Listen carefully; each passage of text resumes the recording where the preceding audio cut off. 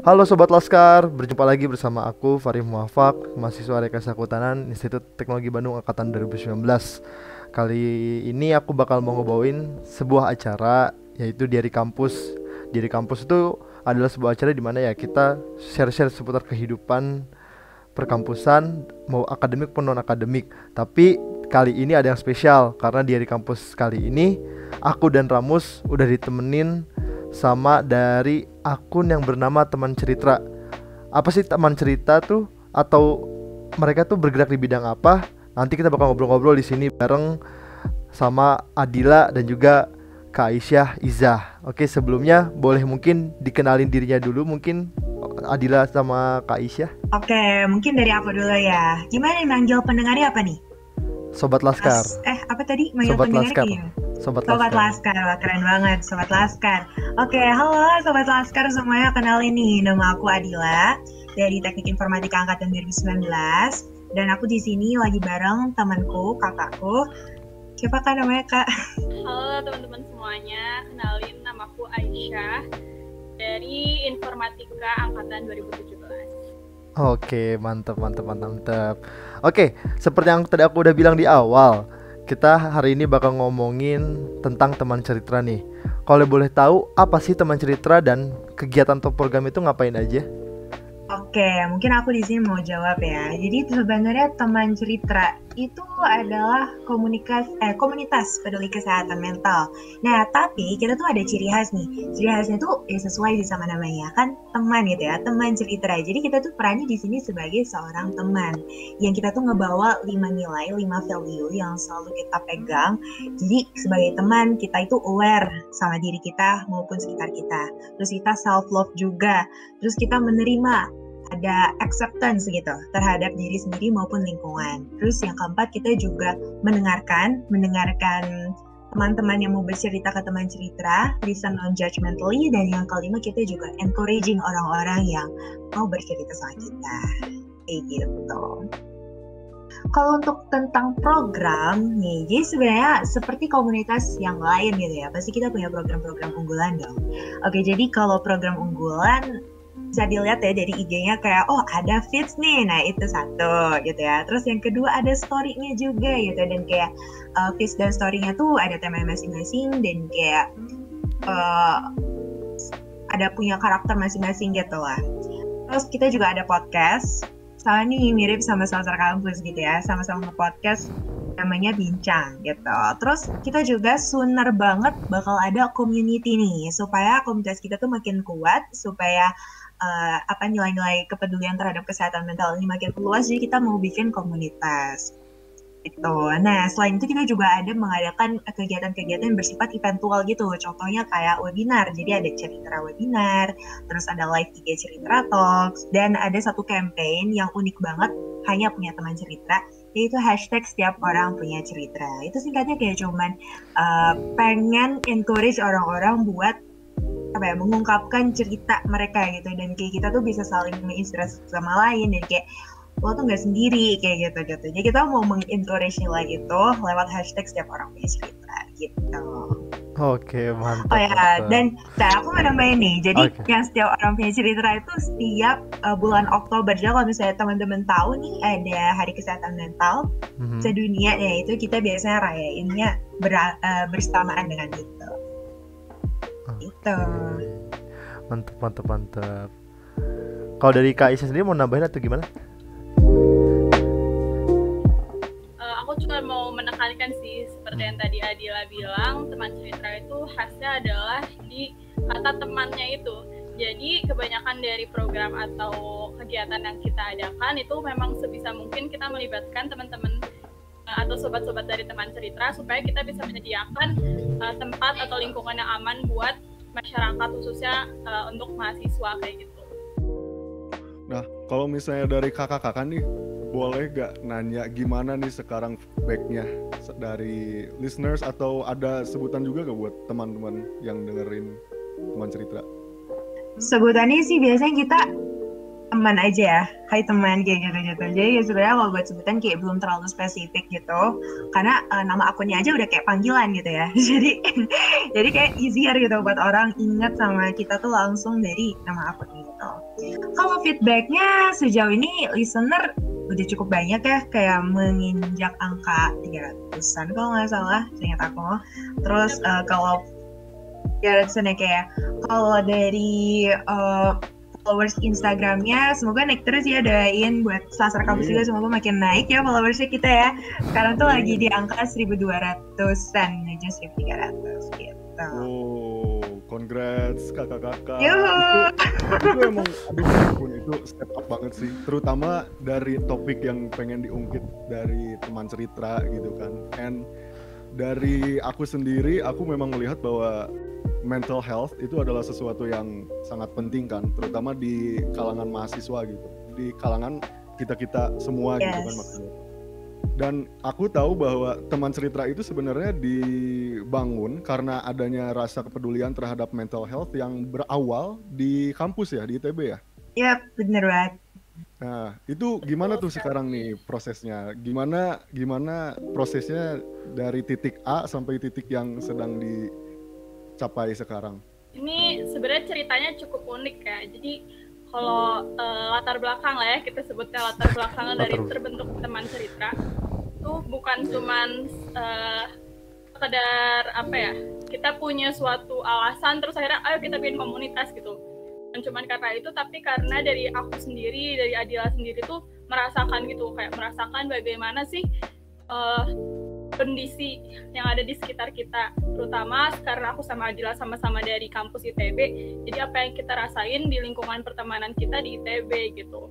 Jadi sebenarnya aku sama Adila tuh memang sudah pernah kenal sebelumnya, cuman kita ketika suatu hari kita ketemu karena ada suatu hal yang mempertemukan kita akhirnya sharing tentang apa yang aku rasain dan apa yang Adila rasain gitu.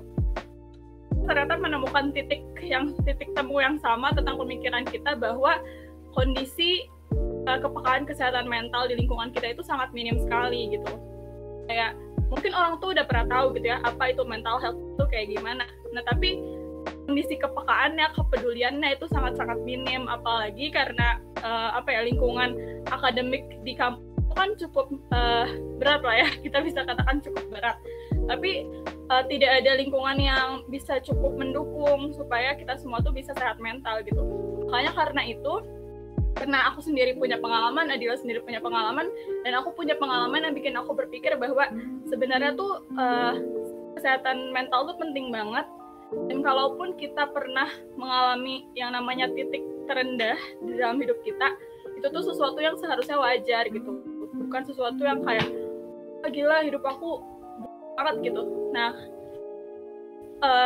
gimana pun caranya, kita pasti bakal bisa menghadapi titik terendah kita itu. Nah, itu sebenarnya awal pemikiran yang aku sama Adila pengen bagiin sama teman-teman yang lain. Kita tuh pengen bikin podcast. Jadi pertamanya tuh cuma pengen bikin podcast aja gitu. Kita pengen bikin podcast di mana kita pengen menguatkan teman-teman yang lain kalau kamu tuh oke kok kalau misalnya sedih, kamu tuh oke kok kalau misalnya stres gitu. Kita tuh bener-bener sesimpel cuman pengen kayak gitu. Karena kita tahu nih dari 1000-an atau berapa ribu ya anak-anak ITB itu pasti ada banyak juga yang ngerasa sendiri karena nggak bisa ngeluarin perasaannya gitu, kayak bingung kan mau ngeluapin apa yang dipikirkannya, apa yang dirasakannya gitu. Jadi kita pengen lewat podcast kita berbagi untuk menguatkan teman-teman kita yang lain. Tapi ternyata feedbacknya luar biasa baik. Aku sama Adila juga kayak kaget sih, karena kita tuh tadinya cuma mau bikin podcast doang, tapi tiba-tiba banyak banget yang pengen kontribusi, kayak banyak banget yang deal, Syah boleh gabung nggak gitu ke komunitas kalian, pengen juga bantuin. Akhirnya kita terbentuklah yang udah ada sampai saat ini gitu, udah sampai 2.100 followers dengan konten-konten di Instagram, bukan cuma di podcast doang, terus udah bikin webinar juga, bikin live Instagram juga, kayak gitu sih. Ini panjang sekali ya ceritanya.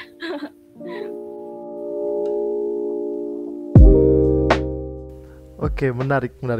Berarti berarti dari awal tuh bertemu karena memiliki concern yang sama antara Adila dan Kak Aisyah ini, kayak punya concern yang sama terhadap mental health ini, terutama ya emang berat kehidupan kampus sangat-sangat berat. Akhirnya muncullah akun bernama Teman Cerita ini.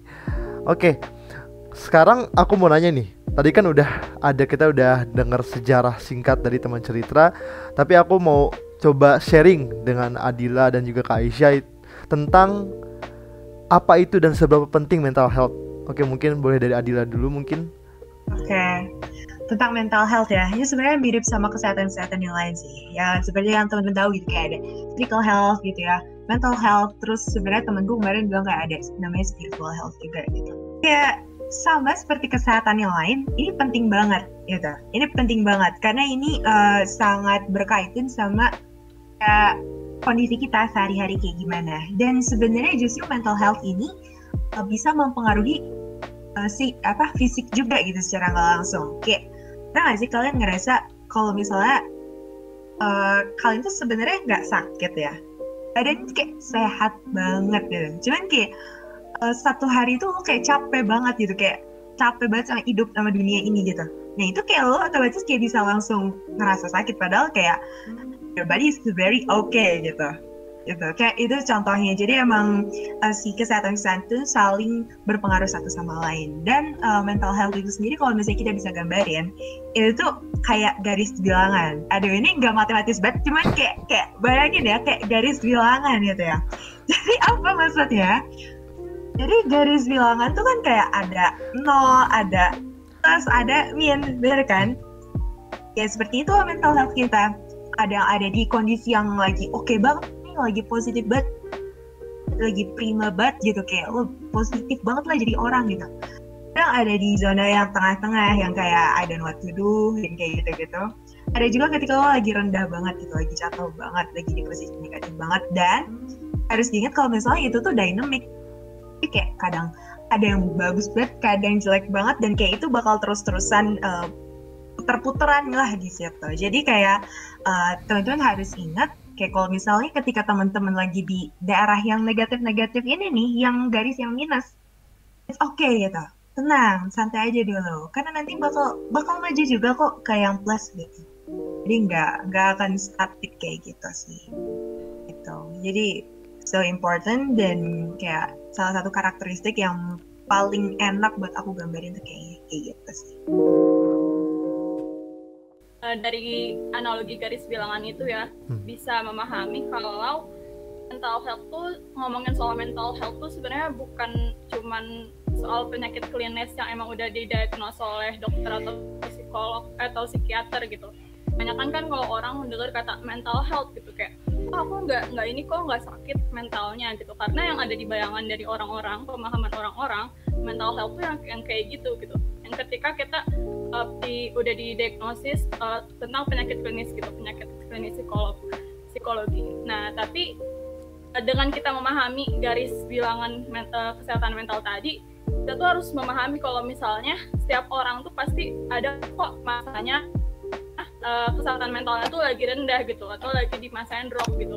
Jadi kita nggak baik kesehatan mentalnya tuh bukan berarti yang kayak kata-kata orang gitu, bukan berarti yang mungkin kita kenalnya seperti misalnya bipolar kayak gitu.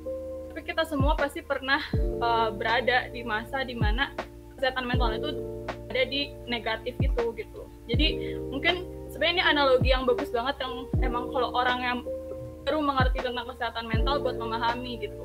Jadi itu intinya sih itu sih, bahwa kayak kesehatan mental tuh pasti ada di setiap diri manusia, dan bukan yang kayak aku nggak sakit mental gitu, tapi setiap orang pasti ada punya fase-fasenya masing-masing gitu. Jadi yang ingin ditekankan itu it's okay to not be okay ya Kak, sebenarnya dalam setiap manusia. Betul banget. Aku juga setuju sih Kak, karena sebagai kesehatan pada umumnya, health, aku yakin semuanya pasti butuh support kan, terutama mental health gitu. Kalau misalnya boleh jujur, sebelumnya aku rada abu-abu sih sama tentang mental health itu, karena mental health itu adalah suatu topik yang sering banget muncul di media sosial, terutama yang burung biru itu. Tapi aku pun masih belum mengerti itu tuh apa gitu kan, karena orang-orang tuh kadang posting tapi pengen ngasih support, tapi nggak tahu mana yang bener gitu. Nah, bisa nggak sih kakak-kakak ngasih tahu kalau misalnya ada yang sedang mengalami masa di mana mental health-nya itu lagi di sisi negatif tadi itu dalam garis bilangan ya. Maaf Kak, matematika aku nggak pernah di atas 50. Ada nggak sih Kak pertolongan pertama apabila ya kita bisa membantulah gitu orang itu? Jadi sebenarnya kalau untuk pertolongan pertama, menurut aku ya, yang paling penting itu adalah misalnya ada teman yang mengalami hal kayak gitu. Kayak sesimpel lo diceritain sama teman lo lagi dia lagi gimana gitu, lagi di masa yang down gitu. Kita sebagai teman udah dikasih 2 telinga, oke, it's time for us buat nyiapin telinga buat dia gitu ya. Tapi listen di sini, nah ini yang kadang suka keliru ya sebenarnya, karena reminder juga sih buat diri aku sendiri dan mungkin buat teman-teman juga bisa saling remind.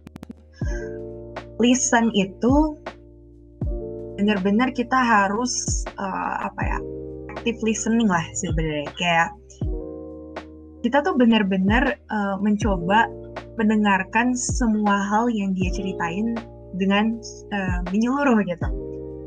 Kayak kita fokus sama pembicaranya, maksudnya kita fokus sama teman kita yang lagi cerita gitu ya. Terus kita accept dia, kita kasih ruang buat dia, kita kasih buat dia gitu. Sok sini ke aku aja gitu, kayak kasih tahu, tumpahin aja semuanya. Dan kita sebagai pendengar ya kita hanya mendengarkan gitu, nggak usah ngomong kalau misalnya teman kita ini sebenarnya nggak minta saran. Karena kadang-kadang nih ya, sering kali banget dan bahkan sering banget terjadi sama aku sendiri, kalau misalnya udah cerita sama orang, itu tuh kayak bebannya berkurang gitu. Lega aja. Kadang kita nggak butuh saran, bener gak sih? Kita nggak butuh saran, tapi ya kita karena ini terlalu numpuk di sini, kayak pengen dikeluarin dikit aja ke teman kita yang bisa kita percaya. Ya kalau misalnya kamu bisa menjadi orang yang dipercaya sama teman kamu, kenapa enggak gitu kan? Yang tadi sebenarnya nerapin yang 5 values yang aku udah sebutin. Awareness, self-love, acceptance, listen non-judgmentally, dan encourage gitu. Menurut aku itu yang paling penting banget dan paling mudah dilakuin sama kita. Oke. Kalau ngedengar tadi kan kita udah ngomongin bahwa berarti kalau dari Adila dan Kak Aisyah sendiri melihat bahwa mental health itu sangat penting. Dan buat aku dan buat Ramos juga, kita juga ngelihat bahwa mental health adalah sesuatu yang gak bisa dianggap main-main. Nah, melihat teman cerita berarti sekarang udah mau hampir 1 tahun ya berjalan. Mungkin bisa dilihat gak sih kayak pandangan mahasiswa Indonesia terhadap mental health dan kondisinya sebenarnya itu kayak gimana? Jadi tentang pandangan mahasiswa terhadap kesehatan mental, surprisingly adalah apa yang aku pikirkan sebelumnya, bahwa mahasiswa tuh benar-benar nggak peka sama kesehatan mental tuh sebenarnya cukup salah sih gitu. Karena setelah, atau mungkin karena udah berjalannya waktu kali ya, cuman ternyata nggak sebad itu gitu. Mungkin karena emang jadi sebelumnya tuh yang aku pikirkan kalau misalnya orang nggak peka terhadap kesehatan mental itu mereka yang orang yang ignorance gitu, yang kayak nggak pedulian gitu. Sebenarnya bukan itu masalahnya, tapi kayak mereka emang nggak ngerti gitu loh, kayak nggak tahu ada apa ini tuh, kayak nggak tahu tentang hal itu gitu. Makanya kenapa edukasi sama pencerdasan itu perlu banget, dan itu tuh penting banget supaya orang tuh setidaknya tuh notice. Jadi sebenarnya mereka tuh bukan yang kayak mereka parah banget nggak peduli gitu, bukan yang kayak gitu, tapi kayak emang nggak cukup tahu pengetahuan tentang kesehatan mental tuh harus kayak gimana gitu. Nah, setelah aku mulai banyak berkecimpung di hal ini, aku lihat adalah orang-orang tuh udah mulai tahu pentingnya, setidaknya tuh udah tahu pentingnya. Jadi mereka mau belajar, mau cari tahu, meskipun mungkin seperti yang tadi Adila ceritain ya, caranya kita bisa menghadapi orang lain itu tuh emang harus harus by practice aja gitu. Kita meskipun tahu teorinya, mungkin kita juga harus terus latihan kan, gimana caranya diri kita menghadapi teman-teman kita gitu. Jadi kalau misalnya pendapatku di waktu saat ini, aku ngerasanya mahasiswa tuh udah mulai pada peduli lah, setidaknya tuh udah mulai notice gitu tentang pentingnya kesehatan mental gitu.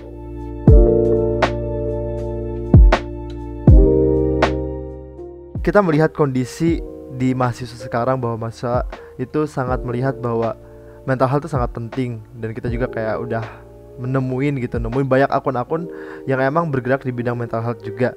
Nah, tapi sebenarnya apa sih faktor-faktor yang mempengaruhi mental health itu?